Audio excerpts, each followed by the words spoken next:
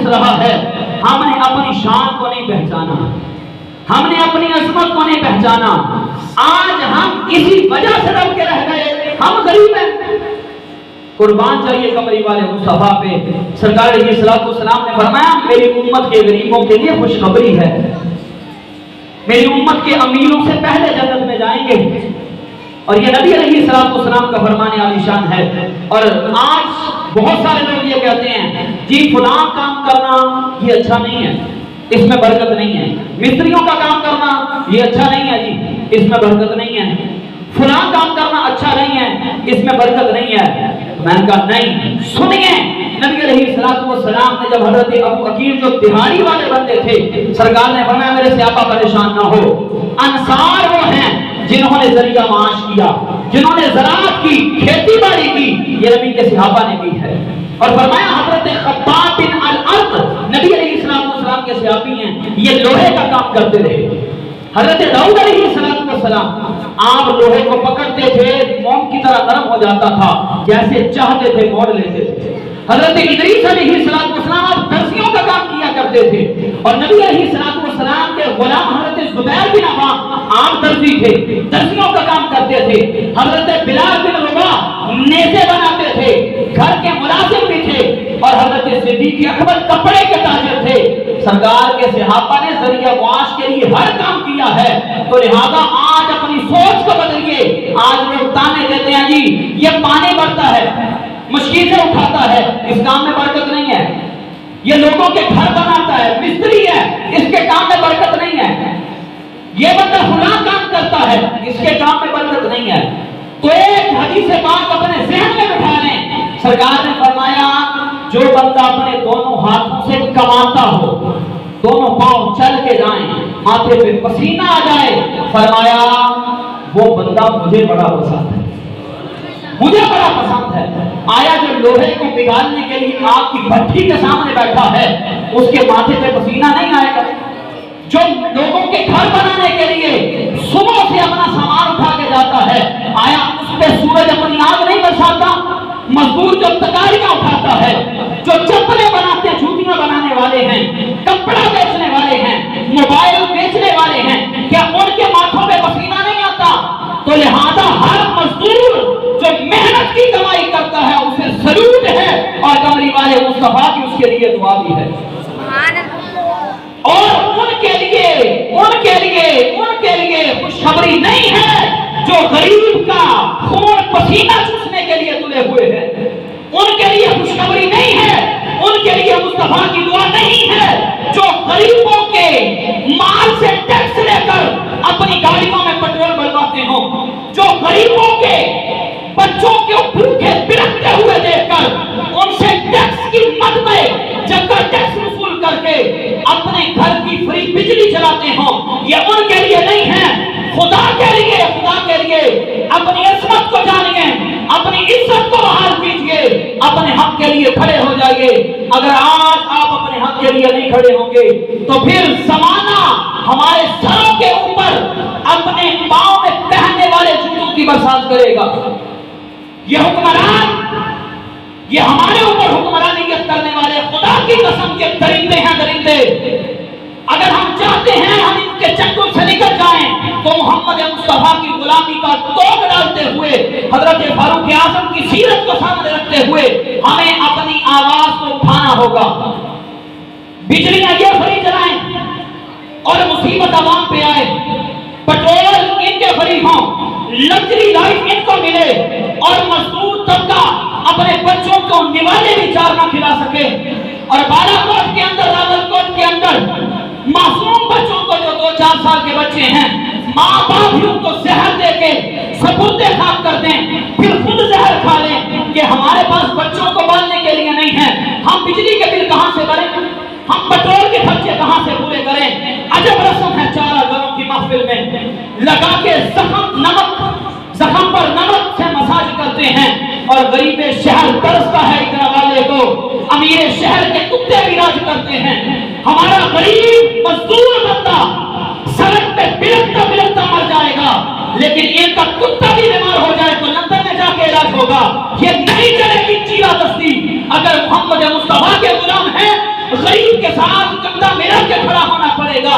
اور آج ہوتا کیا ہے, دیکھا ہے میں نے شہر میں کوڑے کے ڈھیر پر تو بچے لڑ رہے تھے فقط ایک پیڑ پر, فصلوں کو کاٹتے کچھ ٹوٹی چوڑیاں, کچھ بک گئی دوستوں گندم کے ڈھیر پر. گندم امیر شہر کی ہوتی رہی خراب, بیٹی مگر غریب کی فاقوں سے مر گئی.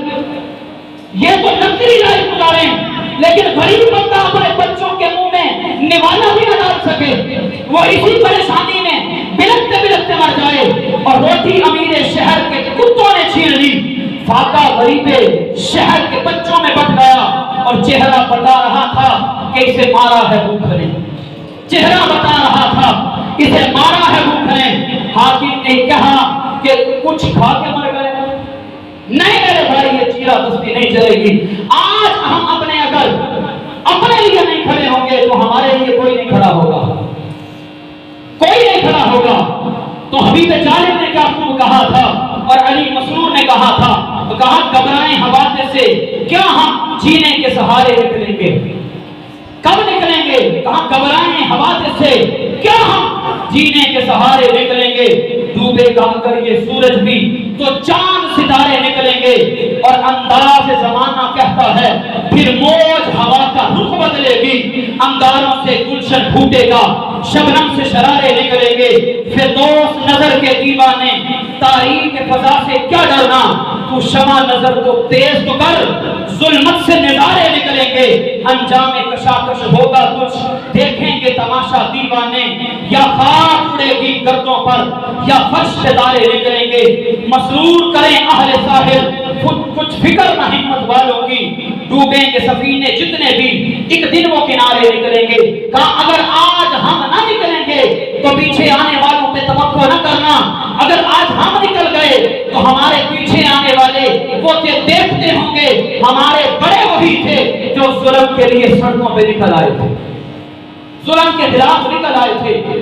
آج ہم کسی بھی لیڈر کے سپورٹر ہوں تو ہم نکل پڑتے ہیں. یہ عوام کا جملہ ہے, عوام کا.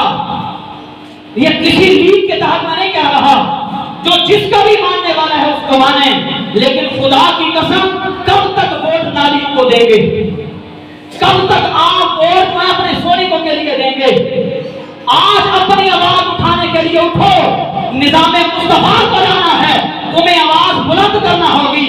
پھر یہی حکمران, تو میں تو یہی کہوں گا, آج بھوک سے غریب پھرت رہا ہے, M N A M P A کو یاد نہیں آئی, ووٹ کی باری آئے گی تو غریب کا پاؤں چاٹنے تک چلے جائیں گے. واش روم صاف کرنے کے لیے کہو گے تو M N A M P آپ کے واش روم صاف کریں گے, لیکن اب انہیں یاد نہیں آئے گا. غریب جو ہے وہ بجلی کے بلوں کی وجہ سے پریشان ہے, پیٹرول کی قیمتوں کی وجہ سے پریشان حال ہے, غریب نوالے کے لیے ترس رہا ہے. آج انہیں یاد نہیں آئیں گے تو خدا کی قسم پھر تم بھی انہیں یاد نہ رکھو. وہ سگے نہیں رکھتے جنہیں سورہ فاتحہ بھی سیدھی نہ پڑھنی آئے, جنہیں جنازے کے مسائل بھی نہ آئے, وہ کیا شریعت محمدی تمہیں سکھائیں گے.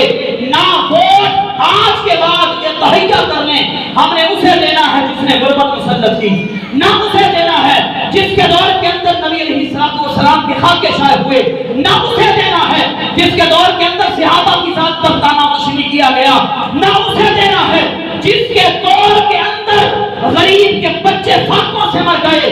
سیدنا فاروق اعظم رضی اللہ تعالیٰ عنہ, آپ نے دیکھا نا غریب اماں ہے بیٹھی رو رہی ہے, آپ نے اماں سے ہاتھ جوڑ کے معافی مانگی.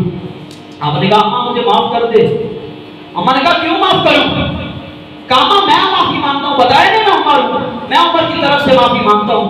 کہا عمر کو معاف کیوں کر دوں؟